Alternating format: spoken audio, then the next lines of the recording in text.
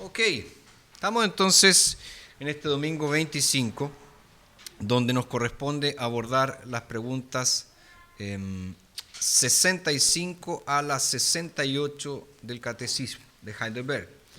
Dice la pregunta 65. Si solo la fe nos hace partícipes de Cristo y de todos sus beneficios, dime, ¿de dónde procede esta fe? Y la respuesta es del Espíritu Santo, que la hace obrar por la predicación del Santo Evangelio, encendiendo nuestros corazones y confirmándola por el uso de los sacramentos. Pregunta 66. ¿Qué son los sacramentos? Respuesta: son señales sagradas y visibles y sellos instituidos por Dios para hacernos declarada mejor y sellada por ellos la promesa del Evangelio, a saber, que la remisión de los pecados y la vida eterna, por aquel único sacrificio de Cristo cumplido en la cruz, se nos da de gracia no solamente a todos los creyentes en general, sino también a cada uno en particular. Pregunta 67. Entonces, ¿la palabra y los sacramentos tienen como fin llevar nuestra fe al sacrificio de Cristo cumplido en la cruz como el único fundamento de nuestra salvación? Respuesta: así es. Porque el Espíritu Santo nos enseña por el Evangelio y confirma por los sacramentos que toda nuestra salud está puesta en el único sacrificio de Cristo ofrecido por nosotros en la cruz. Salud, entiéndese, salvación. Y la pregunta 68, ¿cuántos sacramentos ha instituido Cristo en el Nuevo Testamento? Respuesta: 2, el Santo Bautismo y la Santa Cena. Esas entonces son las preguntas de este domingo 25, que tratan obviamente acerca de los sacramentos. Si hacemos un poquitito de memoria, no necesariamente tanta memoria, pero si pensamos un poco, nos vamos a dar cuenta que los conflictos dentro de la iglesia no son nada nuevo. Siempre existen, siempre ha habido y tristemente siempre habrá hasta que el Señor venga nuevamente. Y cada época en la historia de la iglesia tuvo sus conflictos particulares, tuvo sus problemas especiales. Primero, como nosotros vemos en el Nuevo Testamento, estuvo la cuestión judeo-gentil. ¿Cómo esta iglesia, que ahora estaba compuesta tanto de judíos como de gentiles, debía vivir? Los judíos estaban acostumbrados a la ley, a guardar un montón de ceremonias, se preocupaban mucho de la circuncisión, pero los gentiles de origen griego y de otros orígenes no estaban acostumbrados a nada de eso. Entonces se generan los primeros conflictos y por eso nosotros tenemos el registro en Hechos capítulo 15 del Concilio de Jerusalén, donde se resuelve de una vez por todas qué se le va a exigir a los gentiles que se conviertan a la fe. Entonces fue esa primera cuestión.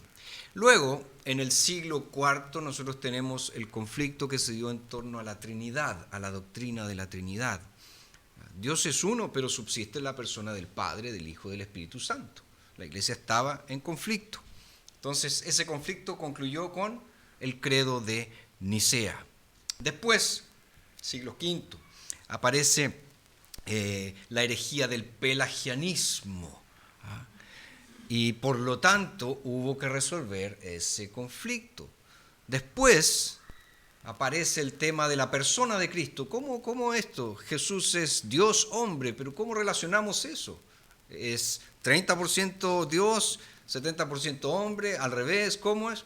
Bueno, eso se resuelve en no es concilio, la declaración de Calcedonia, en el siglo V. Si vamos un poquito más adelante, en la Reforma Protestante, la doctrina de la justificación por la fe fue lo fundamental. Ese fue el gran debate en aquellos días. Más adelante, siglo XIX, el gran conflicto estuvo en torno a la escatología, es decir, a la doctrina de los últimos tiempos. ¿Cuándo va a venir Jesús? ¿Hay o no un milenio terrenal aquí en la tierra? Etcétera.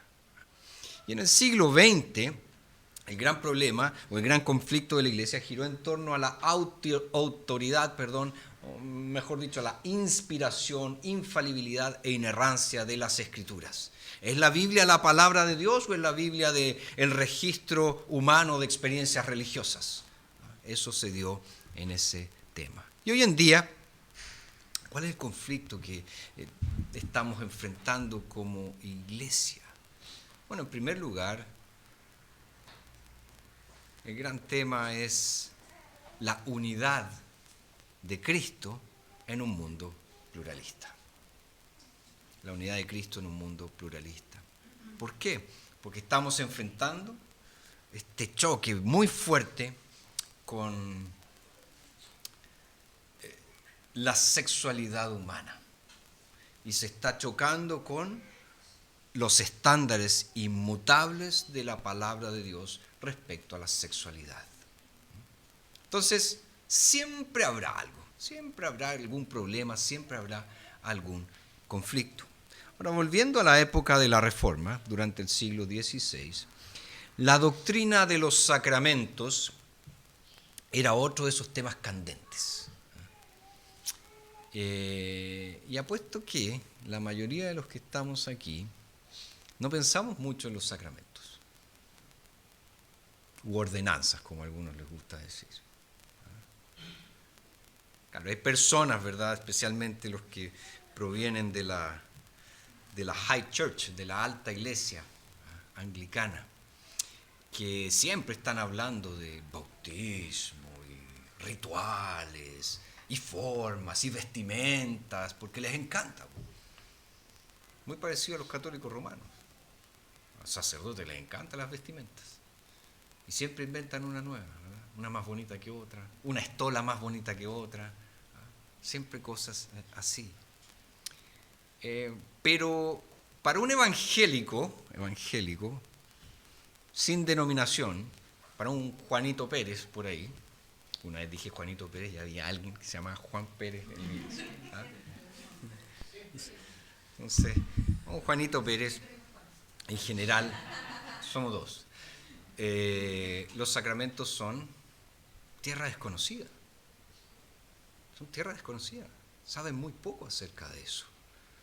Muchos evangélicos ven más películas en un año que lo que participan de los sacramentos en la iglesia, por ejemplo. Pero además de la doctrina de la justificación solo por la fe, los reformadores escribieron sobre los sacramentos más que ninguna otra cosa. O sea, junto con escribir mucho acerca de la justificación, ellos escribieron mucho acerca de los sacramentos. Y aunque obviamente entre ellos no hubo consenso, se pelearon finalmente, sí estuvieron de acuerdo en puntos que son claves. Y en este Día del Señor vamos a ver 4 de ellos, 4 de esos puntos que son claves en los sacramentos. El primero de ellos es que no somos salvos por los sacramentos, somos salvos solo por la fe. No somos salvos por los sacramentos, somos salvos por la fe. En la iglesia medieval, muchos cristianos tenían una visión tremendamente supersticiosa de los sacramentos. Por eso, los reformadores objetaron esta frase latina, que me imagino que alguna vez la han escuchado, ex opere operato. ¿Alguien la ha escuchado alguna vez? ¿Nunca? Bueno, está bien porque eso lo dicen los católicos romanos. ¿Ya? Entonces ahí se la sacan. En el fondo, esa expresión latina significa que obra por sí mismo. O sea, para ellos el sacramento obra por sí mismo. Entonces enseñó, la Iglesia Católica hasta el día de hoy, mejor dicho, enseña que los sacramentos funcionan objetivamente por ser ofrecidos, por ser dispensados. No requiere fe en el que los recibe, solo por arte, magia, la cuestión funciona. Entonces, si te mojas la cabeza cuando cabro chico, te haces la señal de la cruz allí, tus pecados fueron limpiados. Funcionó. Y, más encima, recibiste el principio de la justificación. Entonces ahora, si tú te lo propones, puedes ser bueno y ganar el cielo. ¿Por qué? Porque funciona por sí mismo. No se requiere nada más. Entonces, esa comprensión católica romana llevó a que los feligreses de esa iglesia entendieran lo que les estoy diciendo, que estas cosas funcionan como por arte de magia. El sacerdote es una especie de mago que está allí y que realiza un ritual y que en el instante en que tú participas de él, ¡pum!, sucede. Sucede lo que él dice que debe suceder. Pero la Biblia es clara. Nosotros no somos salvos porque nos bautizaron alguna vez. No somos salvos por haber recibido la comunión. Debemos tener fe. Debemos tener fe. Entonces, los sacramentos, fíjense, son un medio de gracia, son el instrumento, son el canal por el cual Dios, o por los cuales Dios imparte su gracia a su pueblo, en la medida en que nosotros recibimos por fe las verdades que esos sacramentos significan, las verdades que esos sacramentos apuntan, las verdades que esos sacramentos sellan. Entonces eso, en primer lugar, el sacramento no salva. ¿Puedo ser salvo sin haber recibido los sacramentos? Sí. Y tenemos ejemplos bíblicos. El clásico, el ladrón en la cruz. No se bajó para ser bautizado. No se bajó de allí para participar de su primera Santa Cena. No. Hoy estarás conmigo en el paraíso. Punto final. Entonces, eso en primer lugar. En segundo lugar, los reformadores acordaron, en contra de lo que enseñaba la Iglesia Católica Romana, que el número de sacramentos instituidos por el Señor Jesucristo eran solamente 2. Bautismo y la comunión, la cena del Señor, Eucaristía, etc. Y sabemos que la Iglesia Católica tiene otros 5, en total son 7.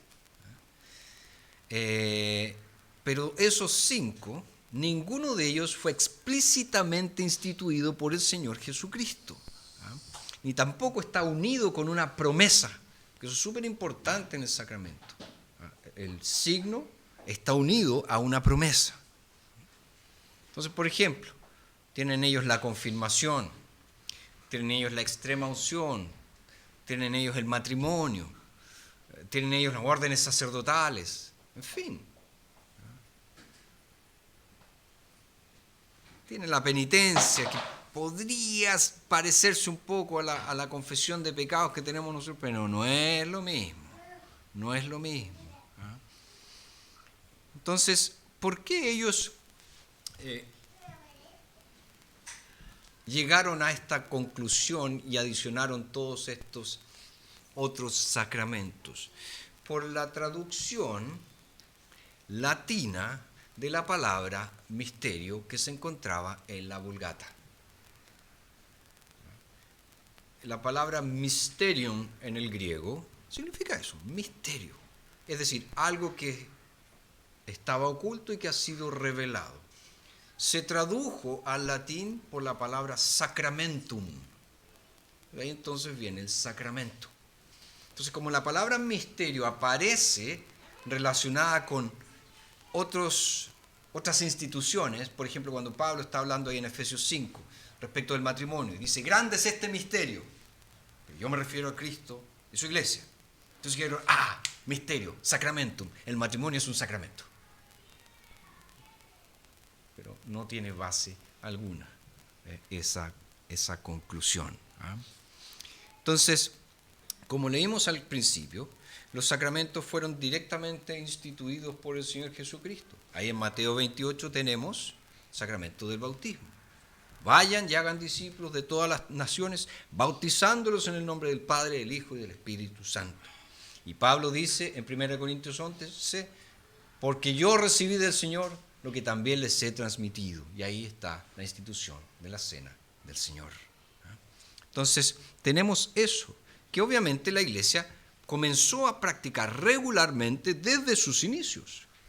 Es cosa de ver, después del primer sermón, en Hechos capítulo 2 del apóstol Pedro, después de la venida de Pentecostés, ¿qué dijo? Bautícense cada uno en el nombre del Señor Jesucristo para remisión de pecados. Y se bautizaron. Y después nos dice, los que fueron bautizados, los que fueron bautizados, los que fueron bautizados. En fin. Y lo mismo, cuando Lucas hace su primer resumen de la vida de la iglesia, ahí en Hechos capítulo 2, al finalcito del 44, del 42 en adelante, él dice que perseveraban en la doctrina de los apóstoles y dice en el partimiento del pan. Esa es una expresión para referirse aquí a la cena del Señor. Ya se practicaba la cena del Señor. ¿Por qué? Porque el Señor había instituido ese sacramento. Entonces tenemos estas dos cosas. No somos salvos por los sacramentos y en segundo lugar hay solo dos instituidos por el Señor Jesucristo, el bautismo y la cena del Señor. Hasta aquí, ¿alguna duda, pregunta, comentario? Felipe. O sea, para que sea un sacramento, tú dijiste que solo hay dos características que tiene que poseer, que sea, venga directamente de Jesucristo y que tenga una promesa. Sí, la promesa. La promesa en el sentido, no sé, con el bautismo es que seremos, no sé, son hijos del pacto y la Santa Cena, la promesa es que si la hacemos como recuerdo de él, ¿cierto? En memoria de él, ¿cuál sería como la promesa De su venida, de que resucitaremos con él. Porque acuérdense que el bautismo es el sacramento de la iniciación, ¿verdad? Y en realidad es más que simplemente pensar en la purificación de los pecados. El bautismo significa que hemos sido unidos a Cristo Jesús, que hemos sido sepultados en su muerte y que hemos resucitado en su resurrección. Significa también que hemos sido lavados de nuestros pecados, que hemos sido incorporados a la iglesia. En fin, tiene varios significados. Pero ciertamente está esa promesa de que hemos sido limpiados de nuestros pecados y ahora somos del Señor. Y en el caso de la cena está el hecho de recordar lo que Él hizo, murió por mis pecados, pero que Él vendrá nuevamente para consumar su salvación. Ahí está la promesa de vida eterna. ¿Había en el Antiguo Testamento algún sacramento similar a la Santa Cena? ¿O era la misma cuando la liberación de Israel, la Santa Cena que hacían? Claro, era la que nosotros encontramos en Éxodo 12, ¿verdad? Que es la Pascua famosa, que la Kat se sorprendió el otro día, que en inglés se llama Passover. ¿Por qué? Porque el ángel pasó sobre aquellos que tenían los dinteles marcados con sangre. De ahí viene Pascua, Pashur en el hebreo, de pasar sobre. No tiene nada que ver con conejos ni ninguna de esas cuestiones. Entonces, efectivamente, esa era la cena que ellos recordaban, la cena que el mismo Señor Jesucristo compartió con sus discípulos, y ahí fue donde Él le dio un vuelco. Porque la cena de la Pascua también tenía un ritual que involucraba pan, que involucraba hierbas amargas, que involucraba copas, por lo menos 4 copas que bebían. No era porque eran buenos, sino que se bebían diferentes instancias de la cena, esas 4 copas. Pero Jesús le dio un vuelco diferente cuando Él dijo, esto, refiriéndose al pan, es mi cuerpo que por ustedes es partido, y esta copa es el nuevo pacto en mi sangre. Entonces, tenía ese símil, así como el bautismo tiene su símil en la circuncisión. Pero acuérdense que todo lo que tenemos en el Antiguo Testamento es sombras de la realidad más plena que encontramos en el Nuevo Testamento. ¿Alguien más? Tercera cosa que necesitamos ver de los sacramentos. Los reformadores acordaron que los sacramentos de ninguna manera podían añadir o podían repetir el único sacrificio ofrecido por el Señor Jesucristo. O sea, no le podían añadir algo, ni tampoco podían repetir su sacrificio en la cruz. En el fondo, ellos decían, los sacramentos no logran, no obtienen absolutamente nada. ¿Por qué? Porque la obra de Cristo ya está consumada. Acuérdense sus últimas palabras. Está consumado, dijo el Señor Jesucristo. Ya no hay nada más que hacer. ¿Eh? Y como vamos a ver más adelante, en el domingo 30 del Catecismo, los católicos romanos ven a la misa como una recreación de la muerte de Jesús. De hecho, la ven como un sacrificio. Por eso es la parte más importante de su culto, es cuando el sacerdote levanta la hostia, aparte, porque él está realizando allí un sacrificio. Un sacrificio. Le llaman sacrificio conmemorativo, pero en el fondo es un juego de palabras, porque ellos están hablando de sacrificio. Y acuérdense que eso está vinculado con el hecho de que ellos creen y afirman que los elementos tienen transformación. El pan deja de ser un pan, se transforma en el cuerpo de Cristo. Y el vino deja de ser vino, se transforma en la sangre de Cristo. Por eso hablan ellos de la transustanciación. Cambia la sustancia, pero los accidentes permanecen lo mismo. Se ve pan, no se ve un pedazo de carne. Se ve vino, no se ve sangre. Pero la sustancia, la esencia misma de la cosa cambia, porque el pan es ahora el cuerpo de Cristo y el vino es la sangre de Cristo. Entonces ellos realizan este sacrificio. Pero fíjense que si siguiéramos ese camino, sería exigir demasiado a los signos y sellos. Porque nosotros sabemos muy bien lo que es un signo. También sabemos muy bien lo que es un sello. Apuntan a una realidad, no son la realidad misma. Algo que ustedes conocen, el signo pare. Me imagino que todos ustedes lo respetan, ¿verdad? Siempre, no hay excepción. Ese es un signo, apunta a qué realidad, que tengo que parar. Eso apunta. Y un sello. ¿Se acuerdan de esas películas antiguas donde aparecía el rey con un anillo y ponía su sello allí, en una carta? ¿Significa qué cosa? Propiedad, es una marca de propiedad, pero también es una garantía de que si lo dijo el rey, se cumple. Entonces, cuando decimos que va más allá, que estos signos y sellos se transforman, le estamos exigiendo demasiado. Entonces, el catecismo tiene toda la razón, el catecismo de Heidelberg, al decir que toda nuestra salvación descansa en el único sacrificio del Señor Jesucristo por nosotros en la cruz. Nada más. Y la cuarta cosa,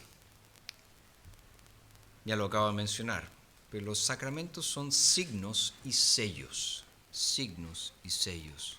Nosotros llegamos a la fe por escuchar el Evangelio, no por el agua, no por tomar el pan y beber también de la copa. ¿A qué me refiero? Los sacramentos no crean la fe, más bien la confirman. Nos hacen comprender de manera más clara las promesas del Evangelio y también sirven como garantía, nos aseguran nuestra fe. Nosotros vamos a ver más de esto en los próximos días del Señor, que tratan acerca de lo mismo. Pero ahora basta señalar que los sacramentos tienen como objetivo o están destinados a nutrir nuestra fe, a alimentarnos en la fe, particularmente la cena del Señor, a fortalecernos, a apuntalarnos cuando estamos medios inclinados y también a asegurarnos el favor de Dios. Entonces son señales sagradas que simbolizan realidades espirituales del Evangelio y son sellos que nos recuerdan ¿qué cosa? Que las promesas del Señor son firmes, son seguras. Él jamás incumple lo que ha prometido. Entonces, el punto central en este asunto de signo y sello es que nosotros podemos ver los sacramentos, ¿no es verdad? Yo puedo ver el agua cuando está siendo derramada sobre alguien. Cuando fue derramada sobre mí, los que se bautizaron más adultos, puedo sentir el agua en mi cabeza, puedo sentir que mi pelo está mojado. Cuando participamos de la mesa del Señor, tomo el pan con mis manos, lo pongo en mi boca y lo mastico. Ahí hay otro error que cometen los católicos romanos, ¿verdad? Que ellos dicen, no se puede masticar la hostia porque es el cuerpo del Señor. Se pierde la figura. ¿Cuál es la figura? El cuerpo de Cristo fue molido por mis pecados. Tengo que masticarlo porque fue molido por mis pecados. Entonces eso es importante. De ahí entonces esa definición de Agustín tan citada, de Agustín de Hipona, ¿verdad? Que los sacramentos son signos visibles de una realidad invisible. Signos visibles de una realidad invisible. Ya muy a menudo nosotros olvidamos en nuestra adoración el hecho de que ella no es solo una adoración intelectual. Nuestra adoración es sensorial también. Tiene que apelar a nuestros sentidos. Y aquí no estoy hablando de expresiones histéricas que suceden en muchas iglesias. Estoy hablando que realmente hay realidades que el mismo Señor ha establecido en su palabra para que nosotros las practiquemos en la adoración. Me refiero a los sacramentos, que nos permiten experimentar con todos nuestros sentidos las verdades profundas de nuestra fe. Y es por eso que cuando alguien es bautizado acá, y si yo ya fui bautizado, yo no estoy viendo un show, yo estoy participando en el bautismo de una persona y recordando mi bautismo. ¿Cuántos de nosotros recordamos nuestro bautismo? Bueno, los que nos bautizamos de niños, no, ¿verdad? No me acuerdo ni una cuestión. Pero los que se bautizaron adultos, ¿cuántas veces recuerdan ese día? Martín Lutero, cuando se encontraba abatido, que era bastante común en él, seguramente por todas las presiones que tenía en el ministerio, él decía, soy bautizado. En el fondo, ¿qué estaba diciendo? Estoy unido a Cristo Jesús. Nadie me puede arrebatar eso. Absolutamente nadie. Entonces el Señor nos ha dado los sacramentos para que nosotros los podamos ver, los podamos oler, los podamos gustar, los podamos tocar. Y con eso, ¿qué hacemos? Vemos, olemos, tocamos, gustamos las promesas del Evangelio que escuchamos cuando son proclamadas en la predicación de la palabra. Eso es muy importante. Los sacramentos no se desvinculan de la palabra predicada, de la palabra de institución, van juntos. Si no hay palabra, no hay sacramentos. Es así de sencillo. Preguntas, dudas. Felipe. ¿Existe alguna excepción de que algunos de estos sacramentos puedan ser impartidos no por un ministro, por un presbítero, un miembro de una iglesia, en caso de que, pongo un caso, por ejemplo, una iglesia que no tiene un pastor y llevan un año sin poder participar de la Santa Cena? En nuestras iglesias confesionales herederas de la Reforma no existe ninguna excepción. ¿Por qué? Porque se entiende que es el ministro, como dice Pablo ahí en 1 Corintios 4, el administrador de los misterios, de los sacramentos de Dios. Y eso es algo que nosotros lo vemos a la luz de la palabra del Señor.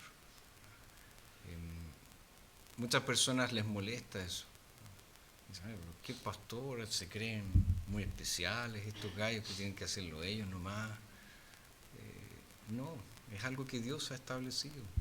Acuérdense que en el Antiguo Testamento no todos hacían los sacrificios, eran solo sacerdotes, autorizados por Dios.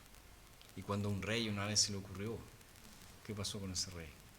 Lepra, porque quiso tomar para él un oficio que no le correspondía. Entonces, ha sido así, vinculado desde siempre. Tienen que ser correctamente administrados por un ministro legalmente ordenado de la palabra de Dios. Y ahí también se explica el que nosotros, y aquí nosotros me refiero a los presbiterianos,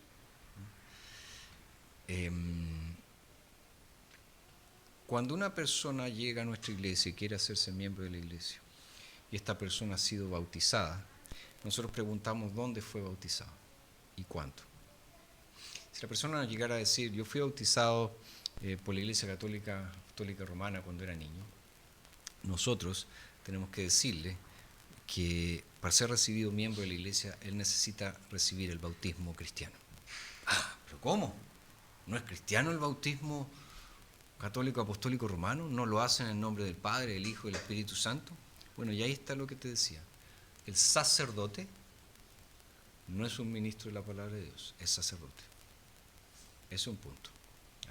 Y lo otro, que también lo mencioné antes, es que la doctrina católica romana de los sacramentos difiere mucho de lo que nosotros vemos en la Escritura, particularmente cuando dicen que al bautizado se le infunde un principio de justificación. Porque ellos también vinculan justificación con santificación de una manera casi inseparable. Nosotros decimos, sí, están juntas, pero hay que distinguir. Una cosa es ser justificado por la fe y otra cosa es ser santificado por el Espíritu Santo. No puedes tener la una sin la otra, pero no es la misma cosa. Y para ellos es exactamente la misma cosa. No sé si... En el fondo es como un tema de orden, de que no se tome la chacota, que no cualquiera llegue y lo haga. Claro. ¿Eso es como el fin? No. También tiene la base bíblica, ¿verdad? Que el que debe administrar eso es el... Pero bíblicamente en el fondo será como impuesto por esa razón. Sí, y también porque... No, y también porque... Y esto también nos cuesta entender en qué sentido. La Reforma defendió mucho el sacerdocio universal de los creyentes. Entonces algunas personas malinterpretan ese concepto. Dicen, pero si todos somos sacerdotes delante de Dios, no hay nadie que sea mejor que otro. No tiene nada que ver con ser mejor que otro. Tiene que ver con oficios que Dios ha establecido en su iglesia. Acuérdense que Cristo el Rey es Rey sobre su iglesia. Él es el único que es el Rey de la iglesia. No hay otro Rey de la iglesia. Ni el Papa, ni ninguna cuestión por el estilo. Pero Cristo, ¿qué hace? Él delega su gobierno en oficiales que han sido debidamente ordenados y ¿cómo se llama? Instalados para gobernar la iglesia. Entonces ahí está esa delegación de autoridad, ¿verdad? Que el Señor hizo. Y obviamente está relacionado con el orden y decencia que dice Pablo que menciona Pablo en 1 Corintios 14. Ahora, también ¿qué sucede? Porque hay algunas personas que han sido bautizados en la Iglesia Católica Romana, pasaron por otra iglesia protestante y terminaron finalmente llegan a ser presbiterianos. ¿Qué hacemos nosotros? Nosotros nos decimos, ustedes no sirven para nada, ¿ah? Sino que vamos a empezar de nuevo. No, nosotros decimos, debido a que esa otra iglesia protestante reconoció su bautismo, nosotros el que estamos reconociendo no es el de la Iglesia Católica Romana, sino de aquella iglesia protestante que los recibió a ustedes. Es el camino que hemos seguido generalmente y todas las iglesias presbiterianas han seguido ese camino en el mundo. Hay excepciones como siempre. ¿A qué me refiero? Hay excepciones de iglesias presbiterianas que a lo mejor son más exigentes que otras, pero esa ha sido en general la decisión. ¿Qué pasa con la iglesia perseguida? Porque pienso, por ejemplo, acá en Chile tenemos una plantación, podemos esperar que venga un pastor de Santiago o de alguna parte.